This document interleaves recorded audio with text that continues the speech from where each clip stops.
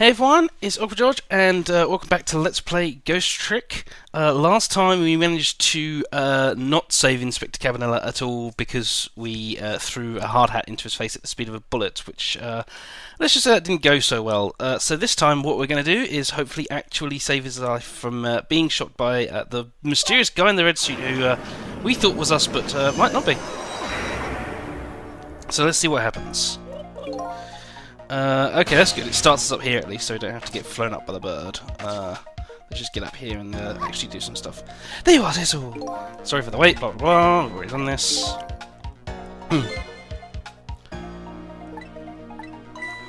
Survive the bullet. What? Survive the bullet will be the key to this whole thing. Don't forget, whenever you want to use my powers, the Swiss icon. Yeah.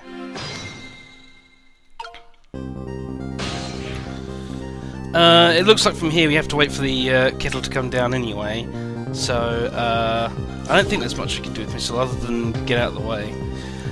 You'll notice, if I do get out of the way though, that this soft hat here has about the same shape as a bullet. It's just in a very inconvenient place. So the idea then is to get this across the way to where the hard hat is now. So let's just sit in the microscope for now and then wait for that kettle to be shoved down.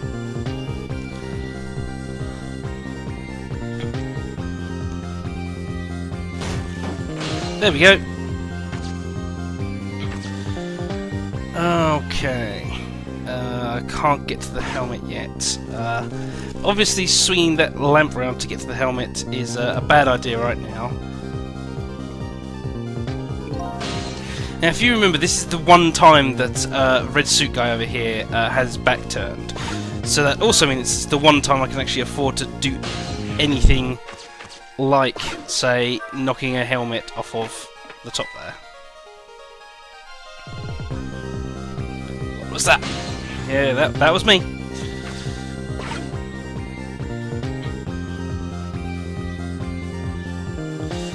Unfortunately, we do sort of have just to sit here and wait for them. Well, that's the kind of guy you are! Yeah.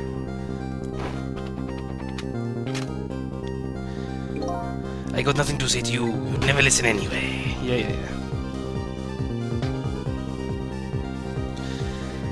And that's actually important for us because now we can use this to get over there. These are like remember 2 or 3 things situation again, I'm afraid. But I remember that I need to get over here using this, and that I need to get the knit hat from up here over to the other side. I'm not 100% sure on how to do that, so this is going to be fun. What happens if I jiggle this hat? It's going to flop down. Aha! I think I know how this works. So if I get him in there and I get Missile in the hat, take this back. Yes, this is how it works. So then Missile can swap the hat with this book that's up here, because the hat took a convenient shape. And the hat just slides down there. And so now we just wait. Oh, would you look at that? Right on the hook! I love knit hats. So warm and most of all, soft. Hey, now that I'm looking at it, that hat is the same shape as the helmet you just knocked down. Aha! I thought so. Yep, and that's going to be helpful in 0 seconds. So, here we go. We're going to actually save him now.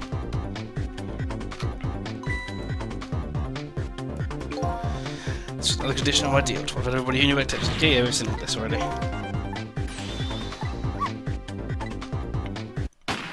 As I said, Missile's power appears to be timing absolutely correctly to catch a bullet in mid-air. Yeah, we've already seen all this dialogue. Come on.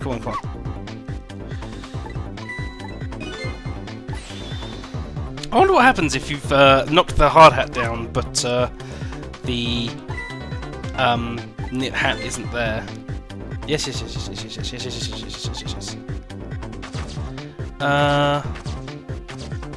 Because yeah, you can't swap it with the helmet now.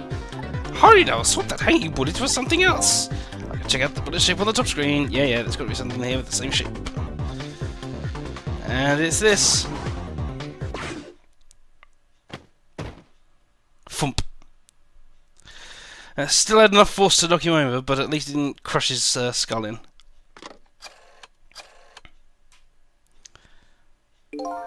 I don't think he noticed. It looks like you pulled off another magic disappearing act. And now I say again, I love knit hats, so warm and most of all soft. Did I do alright? You did a fine job, little one. You saved another life. And I'll keep doing it too, over and over. Hooray for Missile. What I saw in just these 4 minutes gave me all the answers I've been looking for. All our research these past 10 years pales in comparison, right, Professor? So you two are working together? That's about the size of it, yeah. Who would believe a story about the manipulator? So we pursued it ourselves, just the 2 of us. I'm quite a crazy character myself, after all. Okay, let's hurry back to our time. We have to rescue Miss Camilla. You're right, Missile. And there's a certain guy I have to follow too.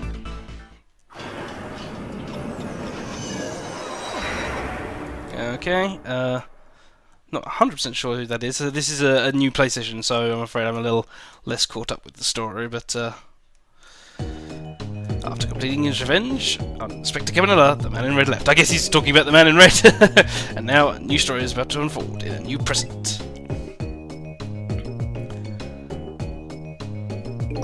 How are you feeling, your crazy character? Well, he's still got a few broken bones.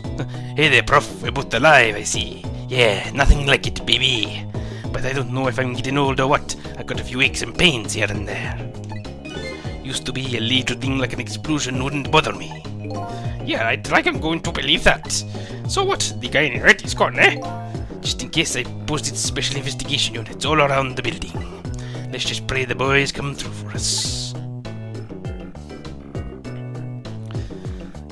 Yeah, as was said earlier, you've probably got a few broken bones there, mate. Damn it! You picked a bad time not to listen to me, buddy of mine.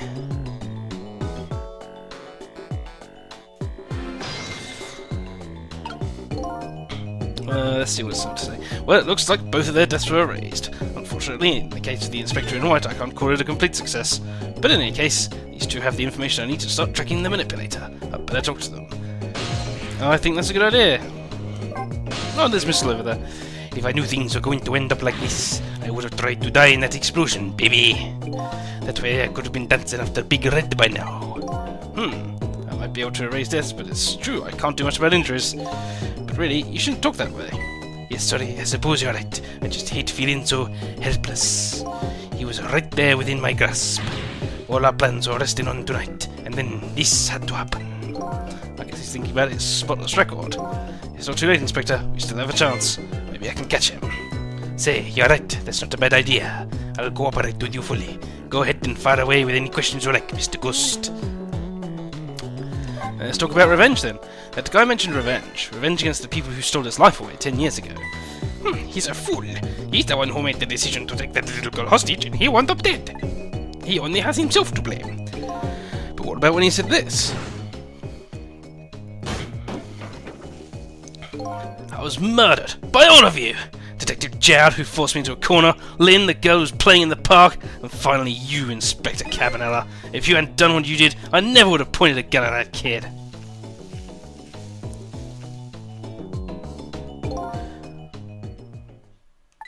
Yes, 10 years ago, on that day, the Special Investigation Unit was working on a certain big case.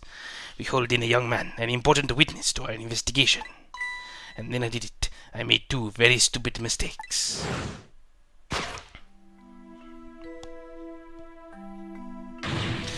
Detective, I'm telling you, I don't know anything about it. Fine, fine. You're under no obligation to talk, of course. But if you don't, the Special Investigation Unit can make the rest of your life a living hell.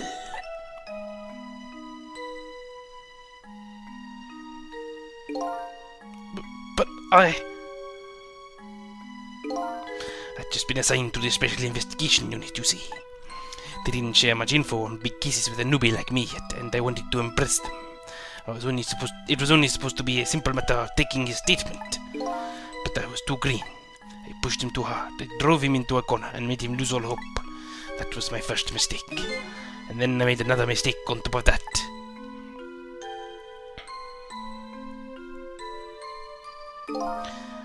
Cabanela, got a minute? The chief wants to see you about your report. Got it, I'll be right there. You stay right here and be a good boy now.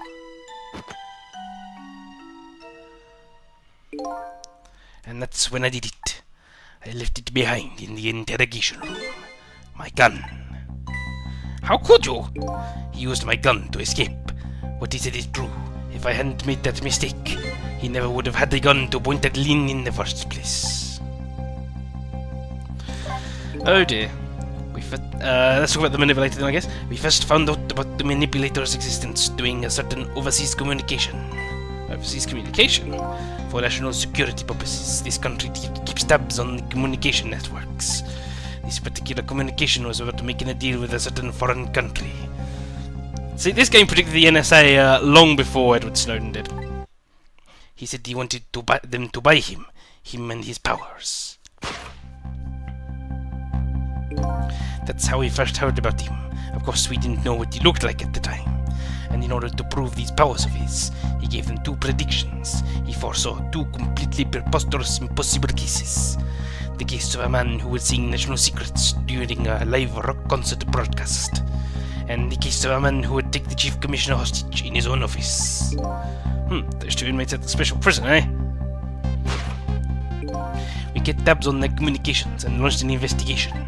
And then finally, we pinpointed where they were going to meet tonight and staked it out. That's right, the good old Chicken Kitchen. That restaurant, the Chicken Kitchen. Yep, that's what I just said. The manipulator plans on leaving this country tonight on a submarine that belongs to the other country in this deal. Submarine? Yeah, the one we just saw. Don't be surprised, even though you... Well, let's not get into that anyway. But we haven't been able to find out where it's going to surface. It's terrifying to think what would happen if his powers were to fall into their hands. Right, highly unlikely they'd use them for peaceful purposes. And now they have that little girl as a hostage. Cabanela. We have to stop him before he leaves the country. Good idea. And let's talk about his spotless record, which is not so spotless in more ways than one. This spotless record of yours, is it really that important to you? Of course, baby. In some ways, it's more important to me than my life. Than your life, eh? After all, it's because of my record that I'm able to get my hands on all intel as head of the Special Investigation Unit. And because of my position, I get to direct all aspects of the investigation into the manipulator case.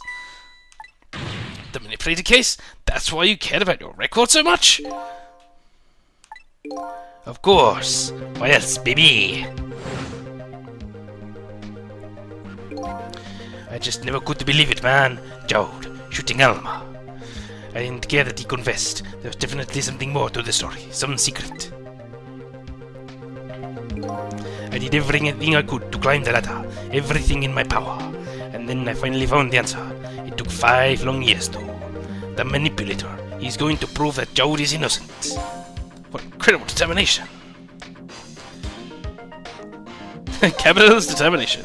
There's just one thing I just don't understand. If you're so determined to help Detective Jowd, why didn't you help him escape from prison? That's an easy one, baby. Escaping from prison is a crime. I wasn't about to help him commit a crime after spending 5 years trying to prove him innocent. And he himself has to be executed, you know. As a man of the law, I had to make sure the execution was stopped legally. And that's why I brought him before the Justice Minister too. I needed to buy as much time as I possibly could, baby. So that's it, eh? But there's one little unfortunate result of all this. Lynn completely misunderstood your intentions. Ha! What's a little misunderstanding? My baby will come around. Give it time. But there are more important things to do with our time tonight. Agreed, like catch this manipulator. We can also talk to Pigeon Man. Let's have a chat with him. Mr. Superintendent, do you mind if I talk to you for a minute? I haven't always been a junkyard superintendent, you know. I used to be part of the police. The police, huh? Not as a detective, but as a medical examiner. I investigated victims' cause of death. 10 years ago, I was asked to autopsy a strange corpse, hit by a meteorite fragment and died instantly. That's what the police report said.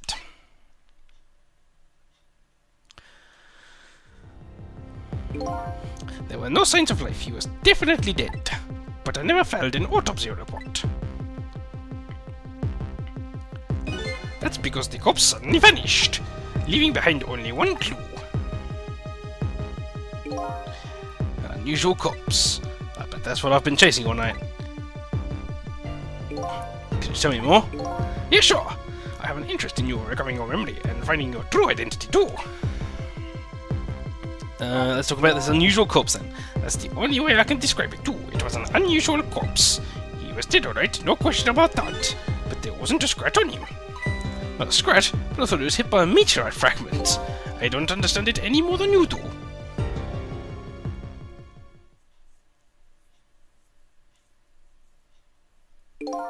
I was completely bewildered, but when I tried to autopsy him, I was even more puzzled. I couldn't perform the autopsy. You couldn't? What do you mean? The scalpel went in, but I couldn't cut. As soon as I tried to make an incision, it would heal up in the very next instant. And that's how it went, and no scarring or blood either. And I never had the chance to solve the mystery. That's because the corpse up and vanished on us. The morgue is well guarded. Nobody could have stolen that body. But there is one way the corpse could have disappeared. What's that? I think it's quite obvious, but I'll let them explain it.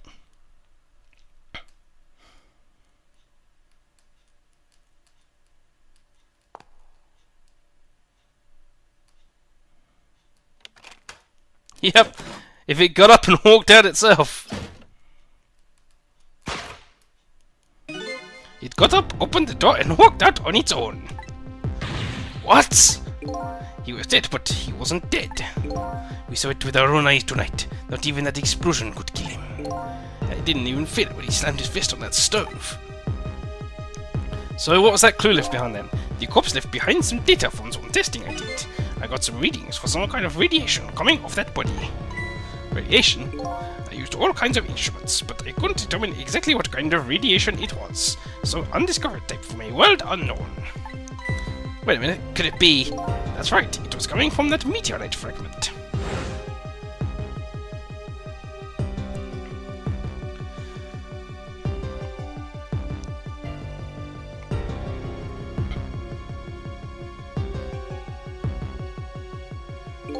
I went to that park and tested the spot where the meteorite fell. And just as I expected, I detected radiation coming from that crater. It was the exact same pattern of radiation as that of the corpse. At the time, I thought he was some kind of immortal being. He would die only to come back to life.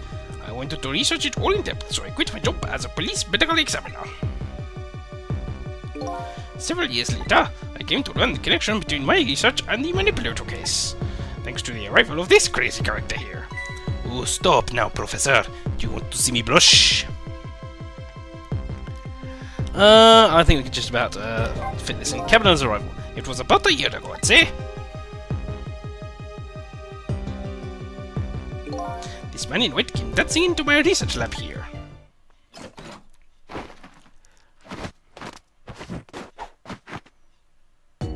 Dancing indeed. I heard there's an oddball here who's researching Temzik. Is that you, baby?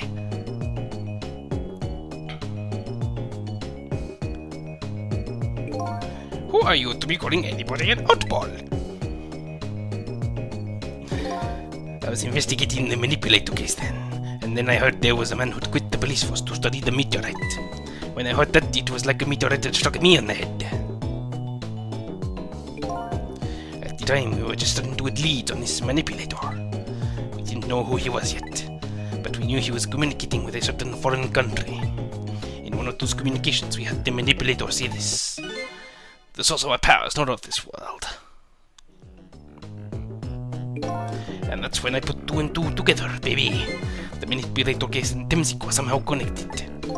It also explained how 5 years ago he used his powers to manipulate a birthday surprise a little girl made for her mother. He added that gun to the contraption, most likely by controlling Cabanela.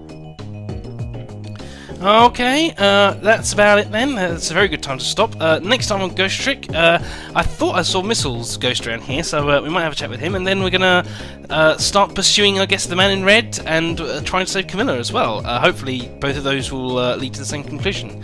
Thanks for watching, everyone, and bye-bye.